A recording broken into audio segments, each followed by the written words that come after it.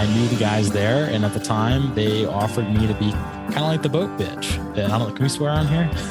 I got to spend hours and hours with whales and dolphins and meet people from around the world, all walks of life. So it's like you're in an aquarium at night, 1 o'clock in the morning, pitch black. You're seeing sharks swim underneath you.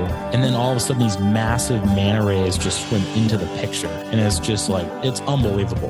The ocean's like very romanticized a lot. No one really truly knows how to harness its power. You know, it's kind of like you can feel the energy of it. I know that sounds kind of out there, but it's just something that I think everyone knows. This is Captain Zach Rollins from Along the Keel, and you're listening to The Wild Initiative.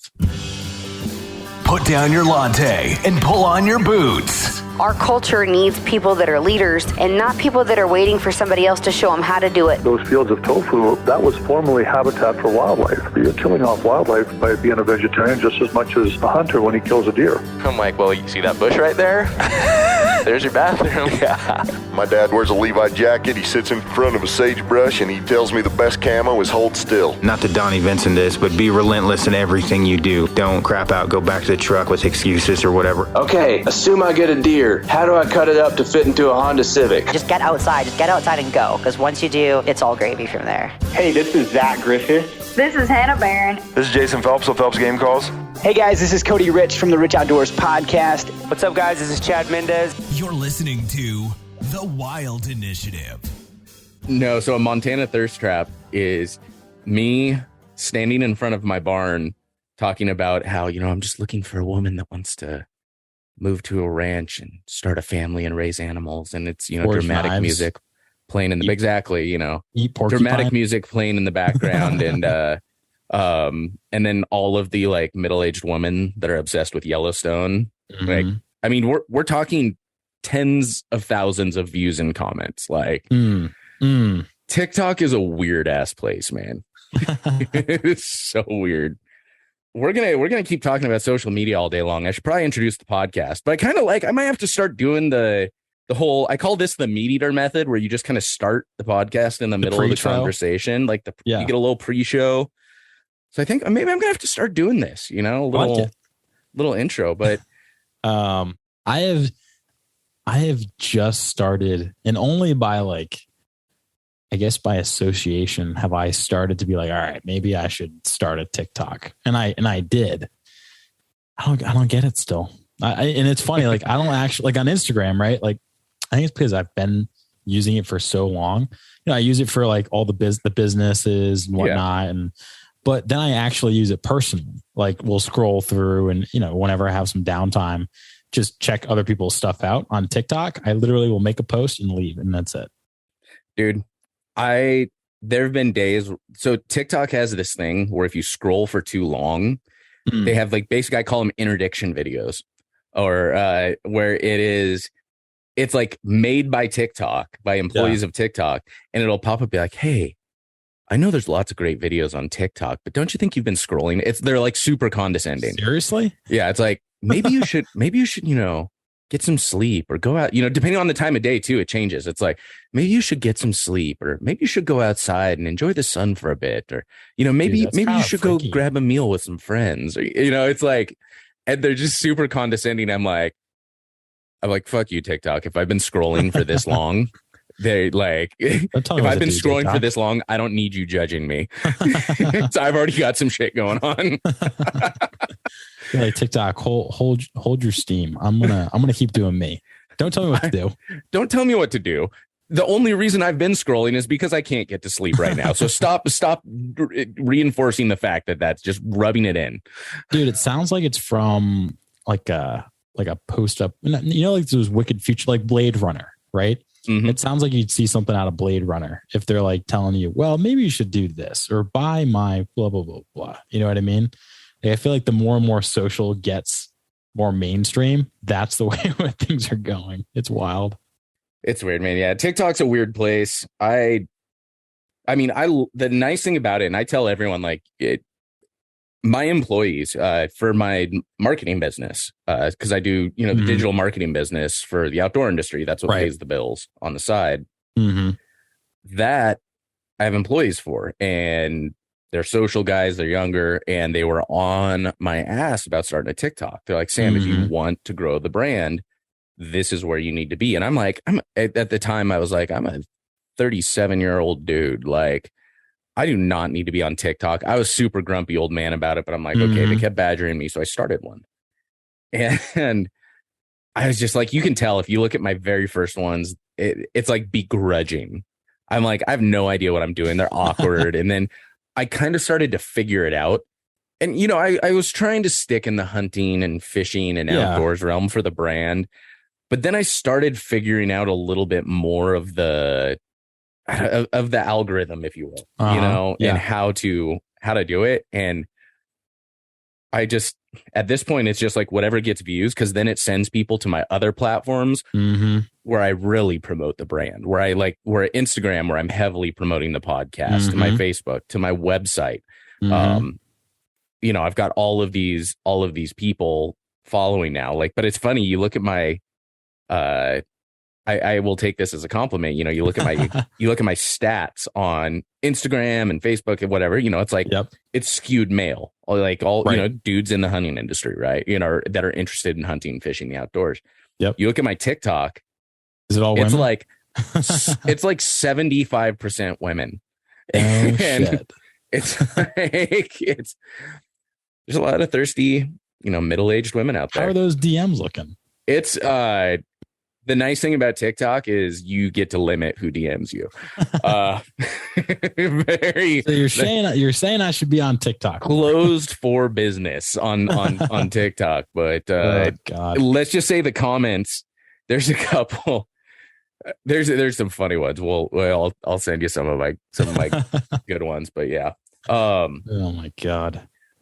Yeah, so, we're figuring out TikTok on my end, but it's really just a bunch of randomness. It's honestly like, if you do it right and you can figure out, kind of get your niche, get your audience, it's still really easy to build a following. I mean, is it? Okay. You know, these days on Instagram, you start a new account, like to get to 1,000 followers is a pretty big feat. Brutal. It's rough. Even if you have big accounts, right, sharing what you're doing. Instagram is killing just across the board. They're nerfing anything that's not a reel, for one. Yeah. But then they're also coming down hard on hunting and fishing pages. Yeah. Hard. I mean, I know you've probably heard of it. Tons of people are getting canceled. Oh God. Yeah. It's bad. Like if you got a hunting or fishing brand out there and you're not developing your other platforms, you're not building your own communities that you control, you're rolling the dice, man. If your only outlet, and trust me, I'm there. It's tough to like totally. 90% of my, I mean, short of TikTok, which I'm literally every day on the verge of getting canceled from. Like I've got you keep eating porcupines. Dude, the bloody stuff doesn't go on the TikTok anymore. But I'm curious. I just posted a video of me picking up roadkill, and I'm curious if it. Oh, did it go that was up? Awesome. I don't know. Was it on TikTok or Instagram? It is on TikTok. Oh, it got up. I was like, so I have a perpetual account warning on my TikTok. Like I've posted enough. It's between, you know, violent content, dangerous acts, or apparently I'm also an internet bully, which I'm totally fine with. I'm a firm believer we need to bring back. I'm Sam. Oh yeah, just list. Firm believer we need to bring back internet bullying, but that's a whole different conversation. Conversation for another day. Yeah. But yeah, I have a permanent account warning because I've had so many videos banned that they're like, your next suspension could result in permanent deletion of your account. And I'm like, shit. So damn, that's coming down heavy. They're getting distracted, but y'all, welcome to another episode of the Wild Initiative podcast, brought to you as part of the Waypoint podcast network.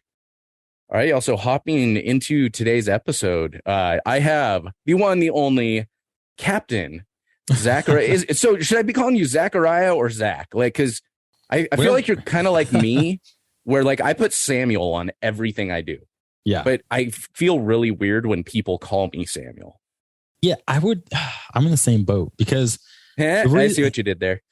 What? Yeah. Oh, look at that. I didn't even notice that. Along the keel along the keel boats. Lord. Yeah, Captain. This is what I get to get halfway into a beer, and I make jokes like that. You're on point. Well, very punny guy. There we go.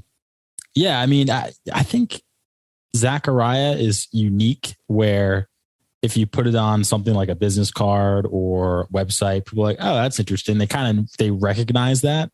And then Zach just seems to be easier in conversation. So yeah. He usually defaults to Zach, but if I'm in like a formal place, I'll throw Zachariah in there. Yeah. And then I get yelled at and Zachariah comes out. Yeah, I was gonna say I'm either in trouble or it's a girl I'm dating. Like those are the only two people, like only two situations I can be called Samuel. Same. Like otherwise Same. I feel really awkward. Mm-hmm. But I still put it, like I said, on all my business cards. I sign up for everything with Samuel. Anyway. Yeah, same thing. But so we have the one, the only Captain, Zach Rollins, host of Along the Keel. Yeah.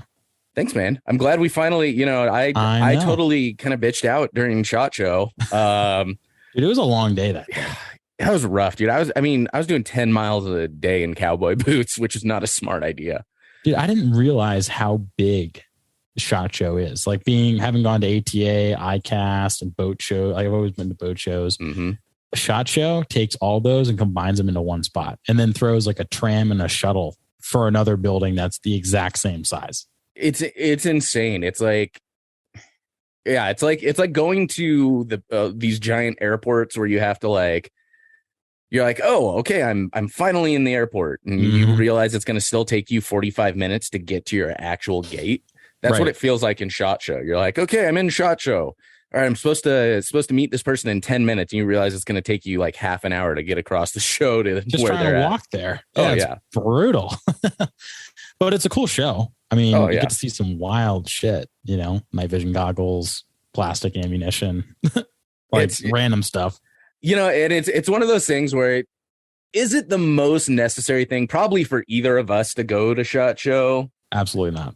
No, we can make it relevant. Find the excuse. It's still a business expense, but it's really, I mean, I think it's so much more about just making those connections just in the industry across the board and finding that there's and then just it was funny because I was it was at Rockman Bags. It was was it Rockman? Yeah, I think so. Yeah, we were in front. We were in front of Rockman when we were chatting. Yeah, and I turned over and I'm like, Sam, what's up, dude? What are you doing here? It's like, Zach, what are you doing here? Do you want to do a podcast later? And then with all the walking and hotel and all that other stuff that goes in, I was like, all right, we're gonna pick this up another day. And I totally felt the same way. That would have been the most useless podcast on earth. That would have been people with brain mush. Oh yeah, no, there would have been nothing good coming out of that. But yeah, man. I tend to focus a lot more, on hunting. I've done a few fishing episodes. I've even touched on a lot more of kind of the East Coast saltwater life a little bit once or twice. Sure. But that's just not really been my focus. So I'm excited to have you on, add a little bit of variety, a little bit of spice to spice of life, right? But yeah, man, I'd love to hear how were you introduced to all this? Like what really got you passionate? What got you into the outdoors and fishing and captain life? The captain life. Jeez. Yeah, man, I would say it all really started when I was really young. I mean, my parents were both very outdoorsy people. My mom grew up on the water her whole life in the salt ponds here in Rhode Island. My dad was from Massachusetts, and he grew up fishing with his dad in Gloucester, Massachusetts. So they were longliners, and I don't know if you've seen the movie The Perfect Storm before. Yeah. Okay, so do you know the woman who is out fishing with the Andrea Gale? I don't know if you know. Linda Greenlaw is her name. It's been so long since I've watched that movie, and I'm probably going to end up putting it on tonight after this while I'm having dinner. So it's a great movie. It's a great movie. Such a good movie. I haven't seen it forever, but so I do not remember that. But well, so my dad, they were docked up 3 slips down or like a few slips down from that boat. So that's like, to put in perspective of the type of fishing they were doing was longlining. So swordfish and all sorts of other, a lot of bycatch in that industry. But between them, grew up here in Rhode Island on the water my whole life. I've been working in the industry on the water for since I was 10, and just always had a passion for it. Just being able to get on the water, get on the boat, growing up where the backyard is literally Narragansett Bay, and very fortunate to have had it that way. It was, it's hard not to love the ocean when you live in Rhode Island, but I've been fortunate to grow up here and lived in Florida for a little bit, born in California, moved to Hawaii, lived in Hawaii for a bit. So always was... You've been a coastal dude your entire life. Like venturing inland is a trip. No, for you. Although I had the one state I've really enjoyed to be at was Montana. And if I ever had to, I mean, that's just it's hard given. to beat. I don't care. That is a hill I will die on. Montana is the greatest place on earth. Interior. True.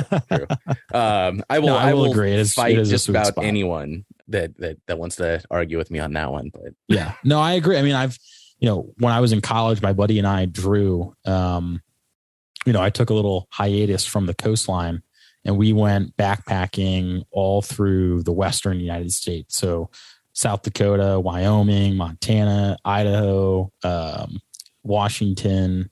Trying to think of the other states we hit. We kind of just skipped over the Midwest because we don't really, I don't know, driving through the Midwest gets kind of boring. No offense to anyone listening from the Midwest. Very flat and grassy. But once you get to Montana or Wyoming, even the Dakotas were beautiful.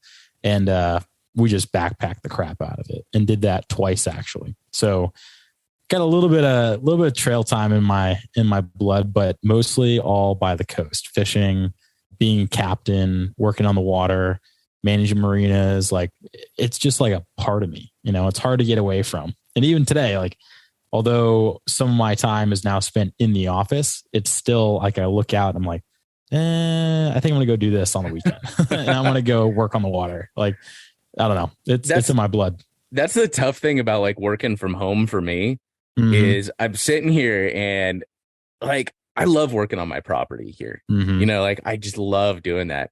And it's a good thing and a bad thing. Cause I run my own business, so I can work on weekends. I can work in the evenings and the mornings, whenever I want, and take time off. So it's a good thing in that it breaks up my workday, but it's a bad thing in that I would probably go get distracted, be out there all day long without paying my bills. But I'm staring there and I'm like looking out and I'm seeing that pile of wood right now, and I'm like, man, I need to get the chainsaw and cut that up and start getting that thing prep for winter. We're coming into fall here, and don't say that. Come on, man. Weather's gonna start turning, man. I know you're a summer guy, so here's the difference right here.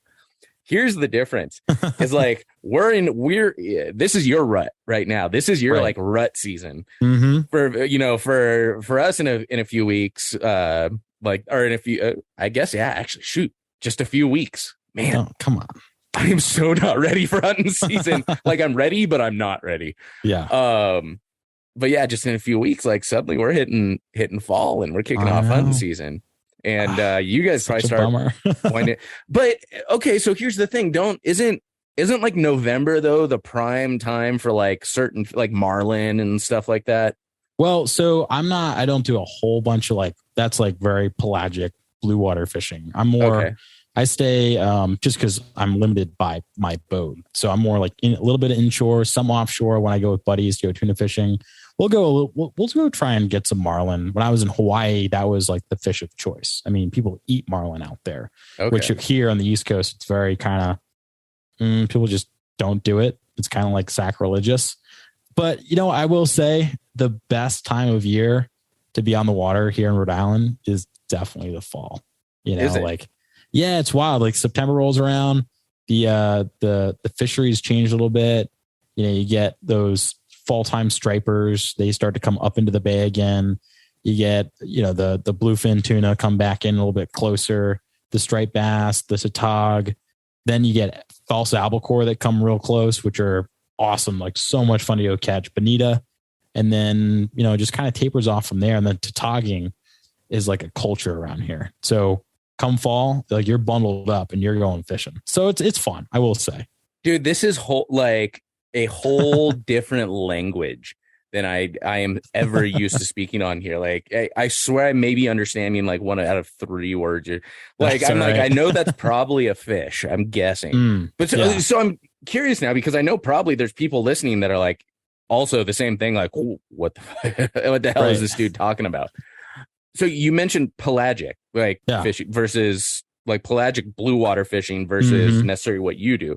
Maybe explain a little bit those like the different types of, because I think especially like dudes out west are probably like, yeah, there's saltwater fishing. You go out on a boat with a big rod with one of those little waistbands that looks like a weird penis, and you know, that you put the fishing pole in and you rip out big ass fish out of the water. Like that's it's all the same thing.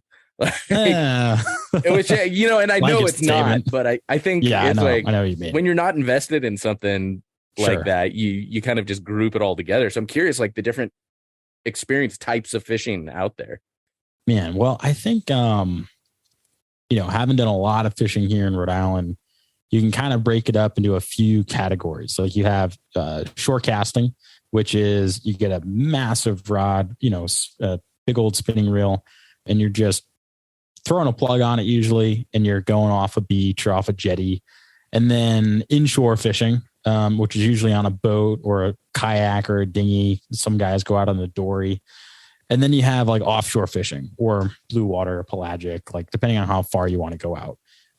And I think offshore, I mean, I'd get really into detail. Like I went to school for marine affairs from the University of Rhode Island. So there's like state water, territorial sea, the non-contiguous sea, and then you also have the EEZ, which goes out to 200 miles, so the continental shelf. So that's like how all economies measure what water they have access to and their resources. So basically, if you want to consider offshore, I would say like if you're in, you know, 10 miles or so offshore, if you want to do a blanket statement, but it all depends, you know, it all depends on where you are in the US. Like that might be different when you're in the Carolinas, but here in Rhode Island, it quite could be to some people. But I also think it probably boils down to perspective too. So most of the time, in my eyes, they probably categorize it by the type of fish you're fishing for. So striper, you know, fluke, which is like a flounder, you know, fluke, flounder, bluefish. Those are probably all inshore fish. And then pelagic would be like your, you know, your white and blue marlin, your tuna, your mahi. I mean, all these fish sometimes will come closer, but those are like pelagic fish. Okay. Yeah. I just like had the biggest lesson right now. I'm no expert, but like that's how I've perceived it and whatnot. Okay. Yeah. That's, I mean, let's face it, compared to me, you're an absolute expert when it comes to this. I've got a buddy, a former guest on the podcast too, who actually owes me a trip, salt trip out in Florida. Oh, where? I forget exactly where he is, but he promised me a marlin. That's a big promise. I helped him out with his website when he got screwed over, and his the company that was working on his website screwed him out of a lot of money. Yeah. And afterwards, he was asking me for help. He's like, dude, I'll hook you up, man. I'll take you out for a marlin and an Osceola turkey, and we'll do some hog hunting and some gator hunting. I'm like, whoa, damn. Let's just see if we can get one of those. And yeah. That's 2 out of 3. One out of 3. Yeah. Let's not overpromise here. Right. Where in Florida was it? Do you know? Damned if I remembered it. Like I forget where he's at off the top of my head. You gotta hit him up, man. That's a big. It's been one of those things, but it's like tough because we're talking November. We're talking like come fall, and we want to be out there. And for me, that's season. That's let's face it. I probably haven't filled my elk tag and come September, and so I'm like grabbing my rifle and going out in October, November. And actually, this year I've got a buddy who's going on who drew a bison hunt, and I'm gonna tag along for that, man. Oh yeah, dude. Absolutely. That's going to be badass with that. And anybody that's listening that is in the Bozeman area, it's going to be down south. I think it's the West Yellowstone hunt. That wants to help on a bison hunt. We need eyeballs. So just throwing that out there for anyone. Oh, well, I'll catch a flight. shoot, come on out, grab your pack and your boots, and I'd be down. We definitely need more eyeballs. We'll talk about this afterwards, man. Okay, sounds good. I got asked by a fellow coworker. He's like, "Yeah, well, yeah, you can come on the elk hunt. I mean, you could be the pack guy." And I'm like, "Oh, great, yeah, leave Zach the pack mule job." I was gonna say, you go on like elk. I mean, elk aren't too bad. You know, you're gonna take a few trips, especially if you're solo. It's gonna be a long day, but you know, you're fine. But like, you get up to like moose and bison. You just need bodies, man. You need either an ATV or some dudes with packs. Like, you know, that is a 1,000+ pound animal. It is insane, man. But all the meat, man. Oh my God, that's burgers for days. Oh yeah. So that suffice to say, it's a little hard for me to get away in November, and it's kind of. I mean, we're talking like it's been 4 years since this, and I haven't taken them up on it. So I may have reached the expiration date on the offer at this point, if we're being honest. Yeah. So, man, you know, you were kind of talking like you've been working on a boat since you were like 10, right? Yeah. Yep. What jobs do you do on a boat as a 10-year-old? Fishing boat as a 10-year-old? So my first job, I mean, I've always been working. Like, it's just something that I enjoy work. I mean, I would go chop wood in the backyard and just make up work. And when I got the opportunity of like, all right, now you're old enough to go get a job. There's a towboat company here called Safe Sea, and Safe Sea is basically, think about it as AAA in the water. So someone breaks down, they need help, they're sinking, they're on fire, like all this other stuff. You can be a member and then they will go out and get you, you know, whether it's giving you some extra fuel, giving you a jump start, or if your boat's sinking, putting pumps on and rescuing you. So at 10, I decided like I want to go get a job, and I knew the guys there. And at the time they offered me to be kind of like the boat bitch. I don't know. Can we swear on here? and basically was washing boats, changing oil, figuring things out, you know, got to learn a lot from Captain Andy. And it was funny because I was sitting in Wickford over here and getting a cup of coffee, having a meeting. And guess who walks up is Captain Andy. And I've known Andy since I was 10, you know, and it's just been, and then I became a captain, and now I worked actually for the competitor company for a little while too. So we'd always bullshit and kind of like make fun of each other and whatnot. And he's just a great dude, but was washing boats and then decided like, all right, well, I'm going to go work at a marina, started to kind of manage the place in high school and whatnot. And then come college, I was like, you know what? And then I worked at a boat yard, washing sand and bottoms and doing restorations. We restored this old 21 Indian sailing vessel, which was awesome. Built boats, like everything in between, pretty much anything from building a boat to taking care of a boat to breaking it down and then running it. I mean, everything I've been able to have my hands on in some form or fashion. So, you know, you mentioned becoming a captain. Mm-hmm. So here's the big question. Like, is there like an official, like becoming a captain, or is it just ceremony? Like, yeah, I bought a boat and now I bought a boat and a hat and now I'm a captain. I've got a pipe. That's all you get. If you have a beard, you automatically become a captain. I gotcha. Yeah. Well, mustache, we can work with that. We've had, there's this picture that we used to have, like at the house I grew up in. Mm-hmm. It lived over our fireplace. Now I think it lives in like the office at my parents' place, but it's just this like old painting of this like grizzled captain, you know, with like the generic captain with like the yellow slicker or the, yeah. It's either like a blue or yellow slicker and the hat and the white beard and the pipe. And we used to make up stories all about how that was like my great grandfather, and he was with guests that would come back to the house. Oh yeah, everybody would ask me like, "Oh yeah, that's great grandpa," and this and that. So the hat is called a sou'wester. Okay, yeah. Sou'wester. Yeah, I'm learning things on this. Look podcast. At that! Look at that. Love it. How do you spell that? SOUWESTR. I want to say. Interesting. Yeah. Okay. I could be wrong. I wasn't that good at spelling. An abbreviated version of Southwestern, like Southwesterner. At least like, cause I'm looking at it now. It's like SOU''Wester. Oh, did I spell it right? Yeah, you spelled it right. Oh, hell yeah. Look at that. Yeah. A sou'wester is a traditional form of a collapsible oilskin rain hat that is longer in the back to protect the neck fully. There you According to Wikipedia here. Yeah, Wikipedia is always right. Yeah, and the rest of like your gear. So from like the neck down, you got bibs, which are or oilers, and then your oilers are basically like the jacket and the bibs, and then obviously most guys wear boots, depending on the day. But that's the old school captain right there. No, but I mean, to get a captain's license, most people are like, they'll say, "Oh yeah, I'm a captain." I go, "Yeah, like what's your license?" And they go, "Oh well, I just like the regular one." I go, "Okay, all right." Different. Say I respect it, but like different. Because I mean, you can go get your boating license from the state, right? You take a course and then all of a sudden you're a captain. Yay. All right. But I mean, for anyone that wants to run a boat and get paid, that's when you actually have to get your license, your National Maritime Credential, your NMC. And that basically means that you can get paid to run a boat and have passengers. So there's like a 6-pack, which is you can have 6 people on the boat, and it can't be I can't have a certificate of inspection. And a COI basically means that you have to have your master's license. So it goes 25, 50, 100, and then there's different demarcations. Like, is it 100-ton inshore, offshore, 100-ton 100-ton?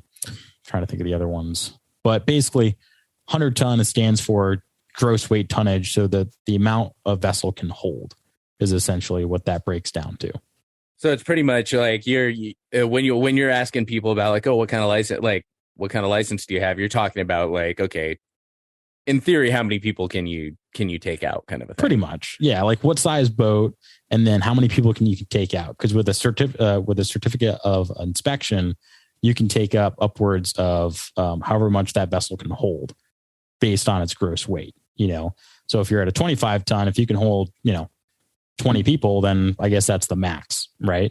But if you get 100-ton, like most ferries are actually built to 98 or 99 tons because there's a bigger employment pool for them to pick from versus like a Masters Unlimited, which is a lot harder to get, and those guys usually go to the Maritime Academy and whatnot, and it just becomes more difficult. So that's usually like really, really big commercial stuff like container ships and tugs and big stuff. But essentially what it is you just got to be on the water a lot, and then you track your hours, you take a course, you get a test. If you pass, you got your license. If you don't, well, I guess you get to try again.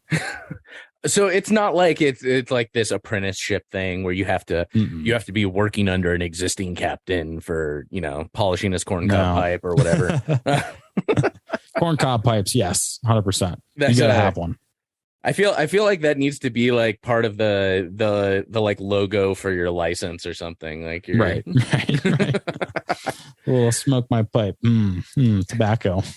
Yeah, there we go. So what is your official captain's rating or so I got my when I was a junior in college studying marine affairs at URI, I was fortunate to just always be on the water since I was 10. So like actually all that time would accrue, so whether you're just like on a boat working the deck versus actually behind the helm and getting some helm time, to even my own personal boat, I had the opportunity to get my 100-ton masters.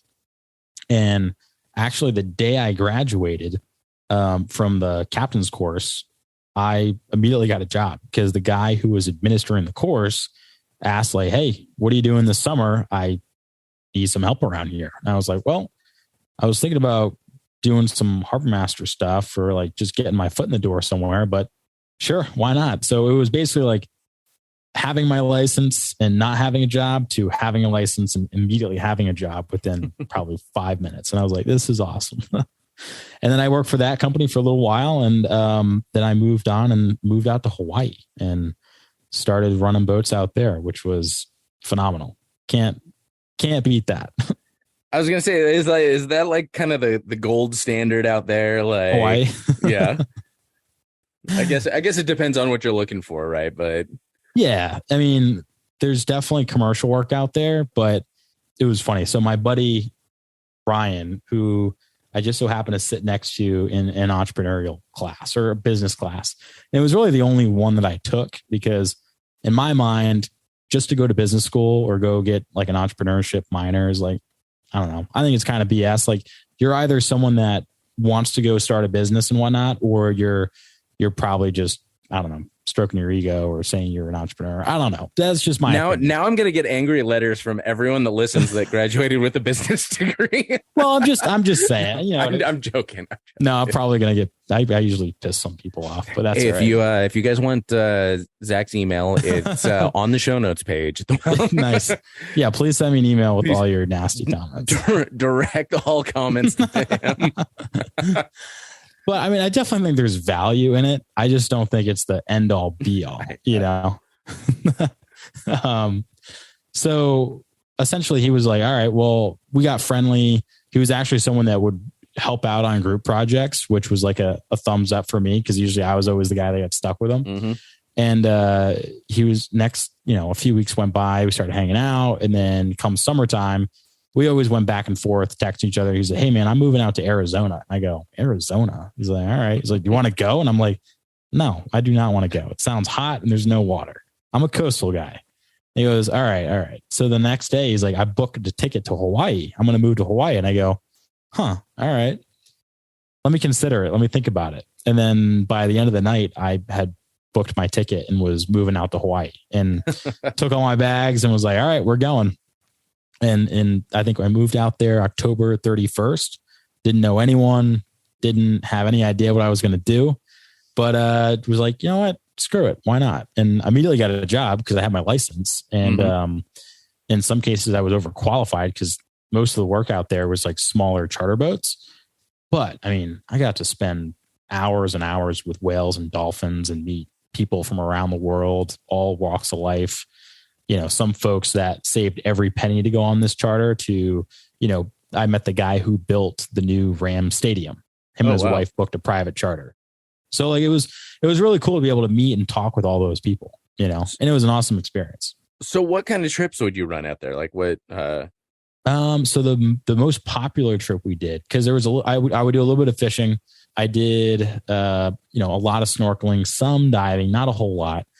But it was funny when I first got to the island, I was on the big island of Hawaii. I went to every single island. Well, not everyone, but Maui, Oahu, and Kona, the big island, and I ended up in Kona just to try them out. And to tell you the truth, Sam, I was actually going on the islands and picking out what gym I wanted to go to because that would determine where I wanted to live.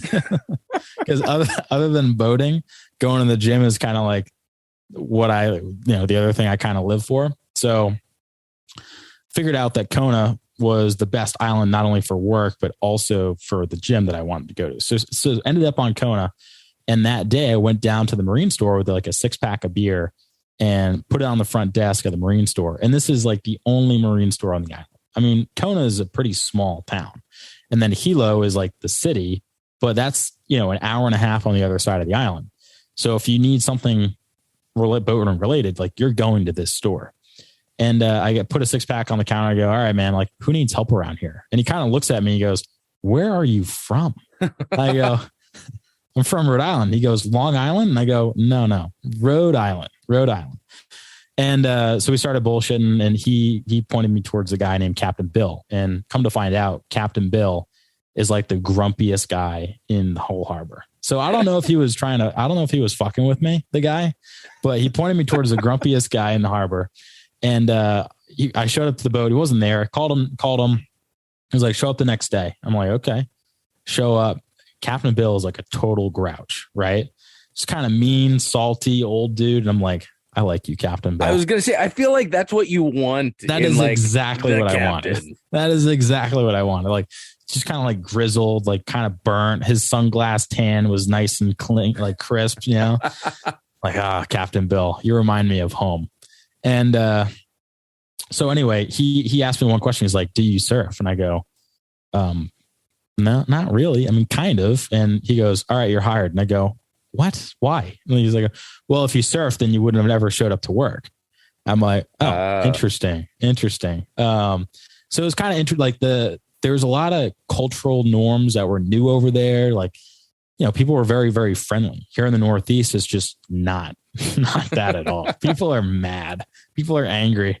And I always kind of akin it to like, you would have to lose someone's respect over there. And over here in New England, you have to gain someone's respect. Like you have to work really, really hard versus over there, you kind of show up. And if you're a hard worker, they already like you, until you're not. And then they don't like you. But, from there, we did a lot of Manta Ray trips where basically you're going out at night and you usually start around like 8 and then you're going till sometimes 12, 1 o'clock in the morning and it's pitch black out there. So we'd run the boats out. We have these big old surfboards that people hang on to and we put these lights in the middle of the surfboards and essentially you hold on Superman style with your head down and you have a float belt on and a wetsuit. And you're watching these manta rays come up because there's what's called upwelling on the islands. Okay. And all that upwelling brings up a lot of nutrients. And then plankton will be attracted to the lights because they photosynthesize, tongue twister. And these manta rays are just coming up to your body and they're getting within, 2-3 inches of your face. So it's like you're in an aquarium at night, 1 o'clock in the morning, pitch black. You're seeing sharks swim underneath you, bull, tiger sharks, nurse sharks, all sorts of stuff. And then all of a sudden these massive manta rays just swim into the picture. And it's just like, it's unbelievable. Dolphins, how big do those things get? Like compared to like, your arm span or something like that. What are we talking? I used to know the exact, because I used to do this whole spiel, right? Yeah. Like, ramjet force feeding and this, that, and the other thing. But the pelagic rays, so like the deeper water rays, they would get, I think, 20 feet in length, like width wise, like their wings, right? So like, a truck. Now the smaller rays would be like a small car. And that's in width. Like a bigger one. You're saying that's width. That's not like width. That's not like tip to the long ass, like that's the wings. That's the wings, tip to tip. They look like B-52 bombers under the water and they're so graceful and you're not supposed to touch them, but yeah, I mean, you gotta at least try it once and they bump into you. They're like this like slimy, soft, like, I don't even know how you really describe it, but man, I've been to SeaWorld before. They feel like kind of like a dolphin, Yeah. In fairness, when I was in Hawaii, we were on we went on a spearfishing trip, and let's just say I wasn't informed I wasn't supposed to touch the sea turtles. Oh, I went for like a full blown sea turtle ride. Nice. That's awesome. it was awesome. Awesome. So, don't touch the manta rays. You accidentally bump into them. I get it. Oops. I get it. Not that I'm advocating for this. I did not know at the time. Yeah. Of course, I know what you mean. Of course, I totally wouldn't have. No, absolutely not. Why would you have never seen one of these before? I shall not touch it. No way. No. That's such like a human reaction though. Like, I've never seen this thing. I'm gonna grab it and let it pull me around in the water. Dude, I think it was Robin Williams, who's probably by far my favorite stand-up guy in history. He does like this Steve Irwin crocodile hunter. No. Why do I feel like now you're making me? Did he have a nickname? He might have had a nickname, right? Google that. Yeah, the crocodile hunter. You're making me like doubt it. I'm like, right? All right. It doesn't sound right. I was like, yeah, the crocodile hunter. And then like you looked at me and I'm like, is it not the crocodile hunter? Is it not that? Well, he does like this bit. He's like, that's the world's most dangerous snake over there. One bite, I'll die. And then it's like, I'm going to go touch it. And then here he is getting stung by a stingray. Like, come on. I'm going to go kiss it right on the head. I'm going to kiss her right on the head. Oh, wait, have you seen his kid, by the way? Like his son? Bindi, and what's his son's name? Oh, I forget. They're like wicked into the whole, like they carry on his legacy. Robert Irwin. He is like a little, like a clone of him. He is 100%. Like coolest. Like I love anytime his like videos pop up on Facebook or Instagram. I'm like, I will watch the hell. because he's just like junior clone of his dad. It's the coolest thing. It's so cool. Well, and that like I think I bumped into like it was online. I bumped into Jeff Corwin. Remember Jeff Corwin? I know that name. Animal Planet. Yeah, he had a show. Animal Planet. Yeah. Like I don't know, like the Crocodile Hunter, Jeff Corwin. I can remember as a kid waking up and watching those guys go on these little adventures, and I feel like now it's transitioned into some guys. Who's the guy who always gets stung by stuff on YouTube? Oh, geez. Yeah, I know who you're talking about. You know who I'm talking about. But like, I feel like we're missing some of that in the world nowadays, is trying to get people into conservation by showing people like what's out there, and that's what I think the hunting and fishing community is trying to do. Right. And what I did every time when I was on the island, and even here when I'm taking friends and family out and, the occasional charter, like I always try and make it say, all right, this person probably knows nothing about the ocean and hasn't had the opportunity to. And it's kind of my duty to do that for them, like to show them, because, we would take out a lot of small kids and their families and their parents. And some of the kids would be so frightened of the water and just like crying and screaming. And I'd be like, come on now, like you can do it. I pick them up, put them in a life jacket, like just hold them in the water for 15, 20 minutes and they get comfortable. And like, wait, with head above or head under? Head under. Yeah. 15, 20 minutes, just a good dunking, right by the legs. But it was like, I felt like because I was so fortunate to grow up with a family that was really into the environment and conservation and fishing and kind of like living off the land a little bit. My mom had a garden. My dad was a fisherman. And so I've kind of felt like this duty to do that. And I feel like in some ways we're missing that piece, with like guys like Jeff Corwin and Steve Irwin. And, there's some folks out there, but the hunting and fishing community, I feel like has stepped up nowadays and is kind of filling that void. And I just hate the fact that, some people see it as such a negative when in reality it's actually what's paying for your little hiking trail down the road that it really isn't even a hike, but it gets you in the outdoors, like, I don't know. It's such a catch-22, but I don't know. I can go on and on about that. There's something, like you said, like Steve Irwin and, all these guys, like they come at it a different way. Cause there's been documentaries about the outdoors and National Geographic Channel and this and that, whatever for, years and years and years, and hundreds of people have done this stuff. Yeah. But there's something so special about it. I think I don't know. It's like, it's their willingness to get so like down and dirty with it, like with the stuff, and 100%. Do shit that people would just find like crazy, that shit crazy otherwise. Like, and this willingness to get in close, and it's really what makes them stand out. And I'm trying to think like who, because we have a lot of incredible representatives in the hunting industry, I feel like, and the fishing industry, but I'm really trying to think who is almost kind of like on that level. Cause then also they're so personable too. Like, you can't help but like kind of fall in love with this person. Right. And we like, what's not to like? We need more of that for sure. Yeah. Like, I think Ranella gets there to some extent, it's like, I do. Yeah. I don't, a lot of anti-hunting people probably hate the fact that he hunts, but I think he's a personable guy. Like you can't like, you talk to him for 5 minutes, you can't like not like him. Randy Newberg's a similar way. And I don't know, kind of the fishing side of things. Are there people kind of in that, on that side of things that are similar in that way? I mean, I think there's some folks on Waypoint that I looked to, like, to tell you the truth. Like before I started working there, I didn't really know too, like it wasn't from like an influencer level. I didn't really know that until I started Along the Keel and I started coming across these people.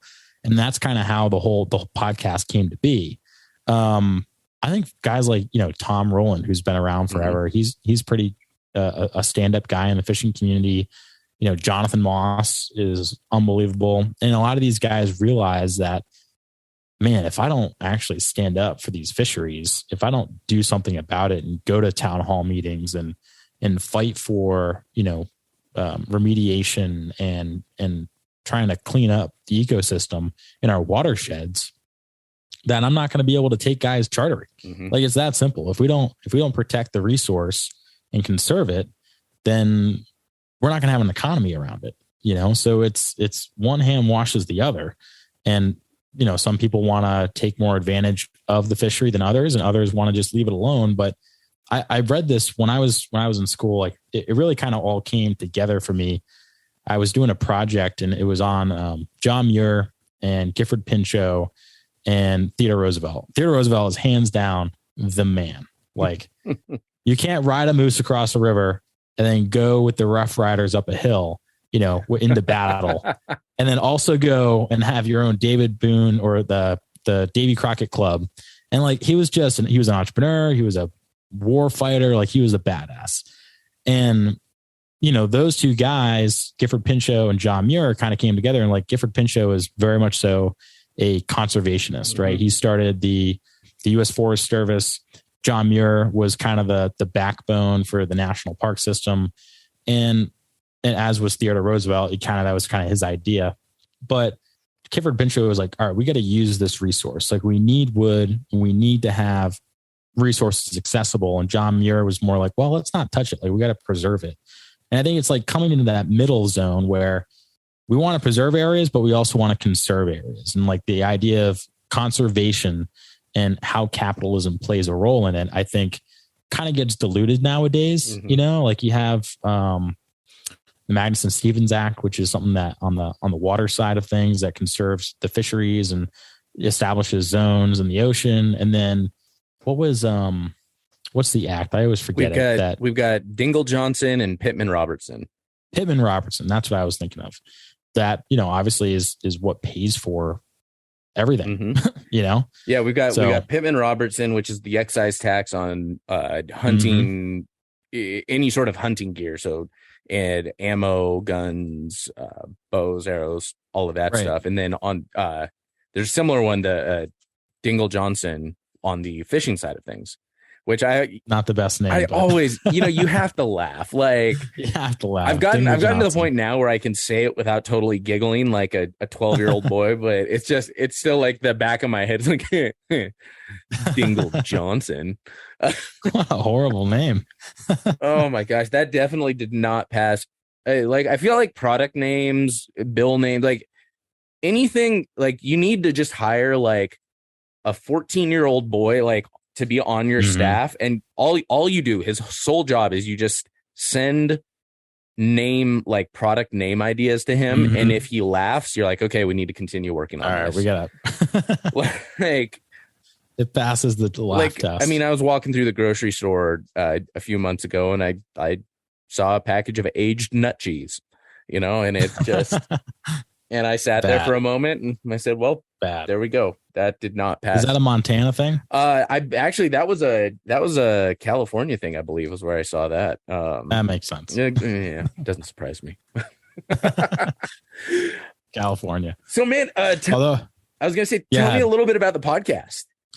Yeah, so the podcast kind of came to be. I was living out in Hawaii, and I always been kind of an entrepreneurial person. Was thinking to myself, all right, what's like the next project? And for me, I'd done Amazon businesses. I've, you know, helped folks out with a variety of different things, all sorts of stuff. And I was like, you know what? I want to try and change things up. Like, I don't know if I want to be just a boat guy my whole life, you know, and like, what's different way? Like, how can I network? How can I get in touch with people? So kind of, I guess selfishly, I started the podcast out of curiosity of like, what else is out there in terms of like jobs, you know, and who can I talk to and who can I get connected with, and not knowing anything of where it would go or how it would end up. And I started, I interviewed 3 folks, pitched them the idea. They said yes. And it was Rugged Seas, Surfboard Wax, and my good friend, Graham Watson, who's an oyster farmer. So with like a $20 mic from Amazon, I bought it offline. It was a USB mic plugged into my laptop.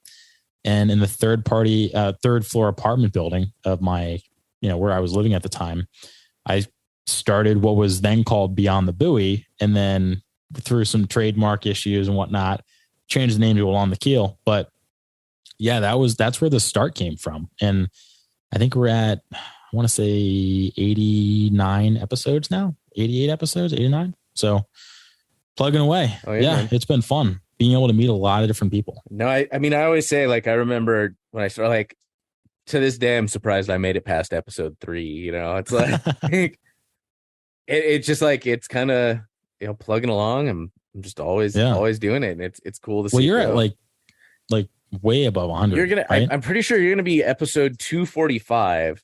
And that doesn't count. That doesn't count like a handful of bonus episodes, my like conservation, like bonus episodes as well. Yeah. So I'm probably around 275. I want to say that's impressive. Something like that. That's really impressive. I will say I've had there's been about 3 periods where I've gone like a month to a month and a half without releasing, typically because I'm going to probably blame it on a woman. A woman or a job. It's one of the two is probably the reason I stopped releasing it in a given time. Yeah. I know the feeling. My heart was broken. I can't I can't talk to people. It's just, hunting reminds me of her. No, that was not the case. Anyway, moving on. But so, like, who are some of, tell us a little bit, who are some of the guests you've had on, some maybe the notable guests, what people can expect if they wanted to listen to Along the Keel? Yeah, I mean, so my whole take was I took the idea of really 3 shows, and one of them was more like format wise. And so there's a show called Barbell Shrugged, and Barbell Shrugged, kind of relates back to the weightlifting fitness side of me. And I've been listening to those guys since high school. And I just love the way they did it. Very conversational, kind of like a roundtable discussion and interviewing people. So Barbell Shrugged was kind of like the format. Dirty Jobs was really the content. Okay. Because I can remember as a kid when Dirty Jobs like first came out, I would actually record episodes off the TV with like a camcorder because I love Dirty Jobs so much, and Mike Rowe. And just the idea of like hard work, and putting in time and consistency. And, some of these guys, like I remember he was a pig farmer in Las Vegas, and it's a pretty famous episode. Like he goes there with all the slop and leftovers from the casinos, and he feeds these pigs. I feel like I've seen this one. Like, this really rings a bell. Yeah, probably. And I can just remember watching that episode and being like, man, that guy's a badass. And he's also a millionaire, and he's a pig farmer. Like, who knew? And I think it was between that, Barbell Shrugged, and then another show, How I Built This, by Guy Raz, which I was actually just listening to today, which tell the stories behind businesses, big brands, whether it be like Cliff Bar, Airbnb, Mark Cuban, like all these big guys. So I kind of took all those and I was like, man, what do I love? I love the ocean. I love business. And let me tell the stories behind people that are living their lives by the water, and sometimes even off like inshore a little bit. Like we've had some folks on that kind of related to the ocean, but not really. But a lot of it's been, brands being built by the water is kind of our bread and butter. So, Bahio sunglasses. I'm trying to think. The Qualified Captain we just had on, which was cool. Aaron, the ones that we can do in person, we try. Like we'll bring our whole studio in a big Pelican case, 3 cameras, like lights, the whole bit. And we'll do it where they are in their own environment. We shoot a pretty cool trailer. Yeah, it's been fun. It's been, I never thought I'd be able to travel around and meet a lot of cool people. And it's now become actually a business. So I brought on a partner, and we are like a digital agency / podcast / production studio, and produce several other podcasts for people. And yeah, man, it's been a whirlwind, but it's been fun. Like I always tell people, like, if you want to learn and you want to meet a lot of people, start a podcast, because it's like I call it my MBA, my free MBA. Mm-hmm. Mm-hmm. Yeah. And I'm sure you know the feeling. Oh, I mean, that is everyone that's been listening for a while knows that is exactly why I started my podcast. Like I was probably like 40 episodes in before I ever went on my first hunt. Like I just like, I'm going to start this thing because I need to meet people that know what they're doing. Because I don't have that community built. So if I'm going to build it, I'm going to build it with some smart ass people that know what they're talking about. And I've interviewed some really smart people, and I've interviewed some questionably smart people. They look smart when you first met them, you know, and I've learned some. There have been a few episodes where I've looked back and I'm like, I'm really tempted to just pull that episode down. Like and we're talking like years later when I find out certain things about people, but I'll let my listeners guess which episodes those were. Gosh. And I know some of my buddies that are listening that have been part of that. Yeah. I mean, you probably know how it is. Like somebody that just starts hunting or just starts fishing, you know, as just a person that's passionate about hunting or fishing. Like they don't see that versus like being in the industry. You get all of the little dirty secrets and gossip and drama. It is like a Lifetime movie half of the time. You know, dear Lord, if you use the wrong product in front of the wrong person, oh my God, Lord help you. Is it like that? Nuts. So is it like that in kind of the fishing world? Because I know, like, shoot, in the hunting industry, if you wear Sitka in front of a Kuyu guy or you take mountain ops in front of a wilderness athlete guy, you're gonna hear it. Oh man, you're gonna get pictures are gonna be taken, posts are gonna be made, shit's gonna be talked. I would I don't think so. It's not as, because like having like working in the hunt and fish industry now. I mean, obviously I'm way more well versed in the fishing industry. Like that's my bread and butter. Yeah, not as much. I mean, the hunting industry is like I've had to learn a lot about the hunting industry, you know, with just for work purposes, and it's been interesting. I mean, it's very clicky. There's a lot of culture behind it that dates back for, I mean, shit, hundreds of years as to why things work the way they are. Like back to Teddy Roosevelt and Pinchot. Back to Teddy Roosevelt, because he's the man, the father of modern hunting. I mean, kind of, not, you know, not wrong. Father of modern off. Conservation. Conservation, yes. All right. You know, it's definitely not as clicky. I mean, I think when you really boil it down, when you talk about commercial fishing, it is incredibly clicky. Like what fisherman's here, what spot, like you can't fish on my spot. And in terms of guiding too, I mean, that's super, super, super clicky. Like guys will, you know, I mean, shit, I would throw lobster pots out, just my recreational pots. And then the next day they'd be gone. And fishermen would either come and cut them and just let them sink, or they'd pull them up and take them. Seriously. Oh yeah. All the time. Yeah. So in that regard, yes. In the regard of like what gear, like if don't be caught dead wearing grunnins in front of Guy Cotton, like, no, I don't think anyone really cares about that. So I'm not going to start like a turf war if I show up in some Huck shorts or something. No, you'll be fine. Whatever shorts you want to wear. Could you like imagine? You just can't. You're like hopping onto a captain's boat in some Huck shorts. He's like, get the fuck off. Get off. Well, if you have bananas, he's definitely going to say that. No bananas on boats. No. Although I call bullshit. Okay, so that's like let's talk about this for a minute. Okay. I completely forgot about this because this is one of those things I love. I want to hear like the boat superstitions, you know, like because I know the bananas on a boat is one. I'm sure there's got to be a few other boat things that us Westerners probably don't know about. I'm pretty sure whistling on a boat is a no-no. Although I've whistled on a boat and nothing's happened yet. So I've also eaten a lot of bananas on boats and nothing's happened yet. And I've been able to fish and catch fish at the same time. But I think the super like fishermen are, and I'm definitely a little I'm a little stitious. I wouldn't say superstitious, just a little bit of stitious. Yeah. Shout out Michael Scott. So yeah, I mean, I don't know. There's a lot of, the ocean's like very kind of, it's romanticized a lot.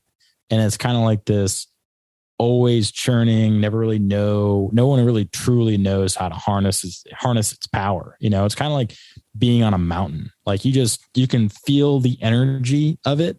I know that sounds kind of out there, but it's just something that I think everyone knows, you know, like when you're offshore and you look around and there's nothing, like there's no land, you know, and there's 5,000 feet of water under you. Mm-hmm.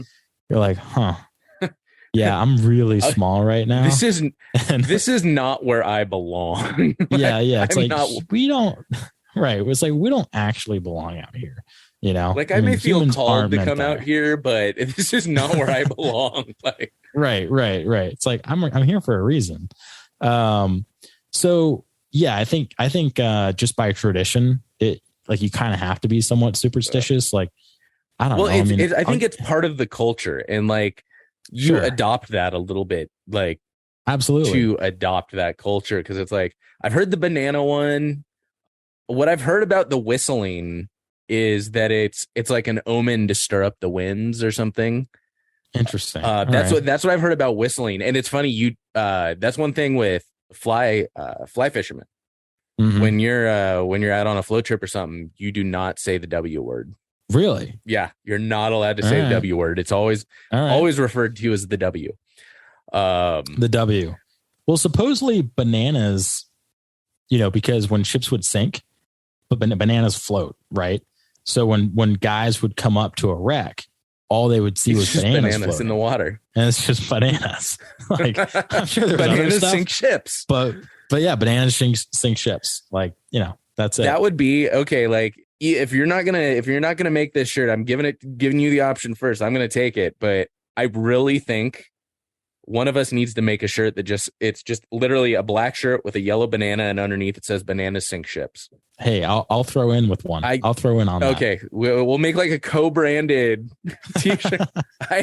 Collab. It's gonna be a collab. I've got like this whole list, man. I need to just design them out, do some print on demand stuff, and start selling these t-shirts. Dude, you should. You should. I'm. Although I want a royalty for that. We'll split the fees on that one for sure. Okay. Trying to think some of the other ones I've seen. I mean, if we're talking like old ones, you're not allowed to have women on ships, but I don't think that would fly so much today. It's not as fun.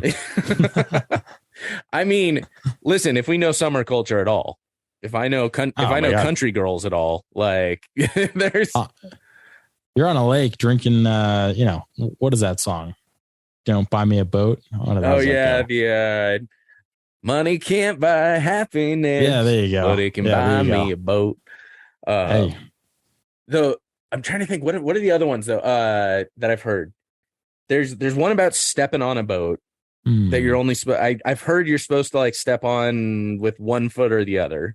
Really? And some of this stuff, who knows if this is like this could be just me making stuff up. And then the other one I've heard is you're never supposed to change a boat's name.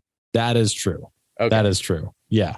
Although I know a lot of people have done that, and I'd probably abide by that one. Yep. If I bought a boat that had a name. All the boats that I've owned actually never had a name, and they still don't have a name. Yep. Nope. You haven't named any of them? Haven't named any of them. Nope. I know I'm kind of boring. Yeah. Is that I feel like that needs to be okay. Here's another brilliant idea for you. Okay. That needs to be for one of your boats. That needs to be a competition on the podcast. That needs to be like a like and subscribe. I like kind that of competition. And but what if I don't like the answer? Well, so what you do is you have them suggest the name beforehand. Okay. And then you just cheat and pick whatever name you like the best. I'm giving away secrets here. Dude, I like that. Is some good social strategy there. Going back to TikTok in the beginning. Be like, hit it up and like, follow, and subscribe to the podcast and suggest a boat name, and you could win big. And then just throw your own in there, and then be like, I'm gonna pick my own. I think there was like a research boat that I think it was a lot of people got behind the name Bodie McBoatface. Bodie McBoatface. And that actually won. And then they said, we're not naming it that. There was, what was it? Was it like High Point or somebody? I can't even remember. Somebody was releasing a new gun, and they did a competition to name the gun. And it was something. Pew, I got to look this up right now.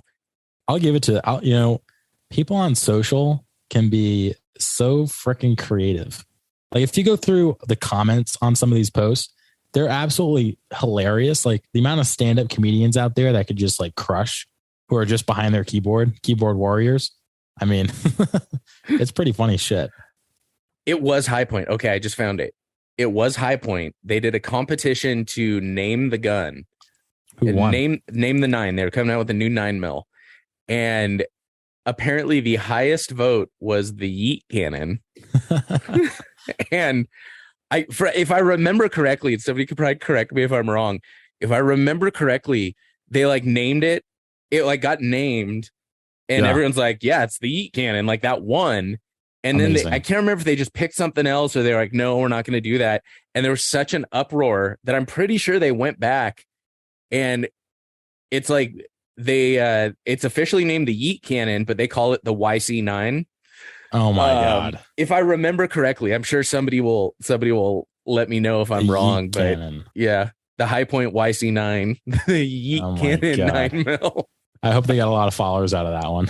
Gosh. I mean, that is like servicing your clientele there though. Like, oh my God, it's brilliant. Cause like, honestly, like what's the downside of that? Okay, yeah, right. It's got a goofy name, but really, like, if you're an established brand, what's the downside? None. I mean, you were just talking about Nut Cheese and Dingleberry Johnson or whatever his name was. like how bad could it really be? You know? Exactly. I mean, you know, you may end up with the boat named the Bass Hole, but you know. Well, there's a boat in Wickford Harbor called the Butt Snorkeler, so I think that probably pretty much tops it for me. That's interesting. I feel like, you know, it's like license plates, you know, where I know when you get a new license plate, they like check to make sure it's not anything dirty. Mm-hmm. I'm surprised, you know, they definitely don't have that with boats. It's definitely not Anyway. Want to hear a funny license plate story? So I was on the Big Island and I got an offer because I shipped my truck out there, and it's the same truck that I have now. And I had my Rhode Island plates. Okay. Never decided to change them. I was trying to get away with it as long as I could. And all of a sudden I get this note coming back from, you know, the boat, and there's a note on my windshield, and it's this guy with his number and name saying, "Hey, I'm interested in your license plates." And I go, all right, this is weird. I'm going to call just to find out. Yeah. It was this like weird, like Russian, Eastern European guy. Yeah. It picks up the phone and he offers me avocados and bananas for my license plate, because he's like apparently a collector and mine are super rare. I give you 3 camels for your license literally plate. And I was like, no. And he was like, okay, I give you 2 bags of avocados. And he kept on upping the amount of food. And I'm like, dude, I don't need that.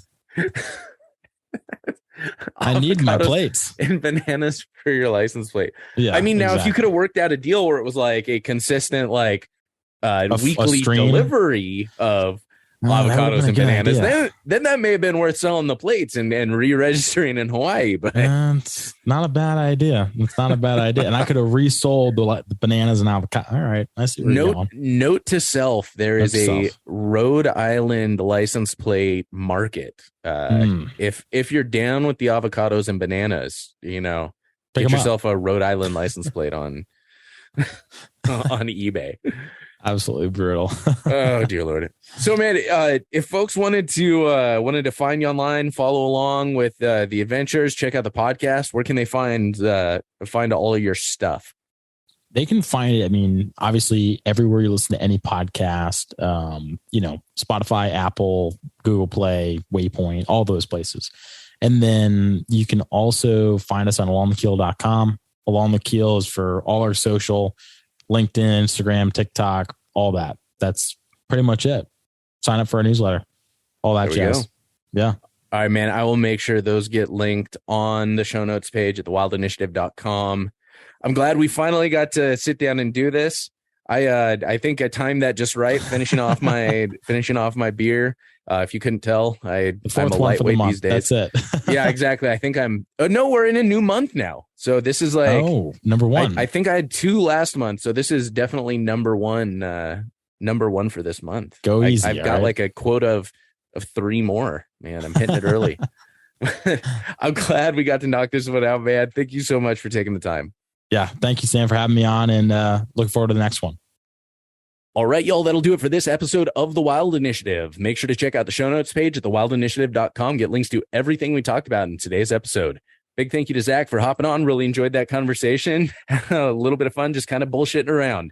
y'all, that'll do it for this week. Looking forward to next time. But until then, I hope this episode inspired you to get involved, get outdoors, and plan your initiative for the wild. Thank you for listening to The Wild Initiative. Please take a moment to leave a rating and review on iTunes or Stitcher, and head on over to thewildinitiative.com to get show notes, check out the blog, gear discounts, other podcasts from the Wild Initiative family, and more.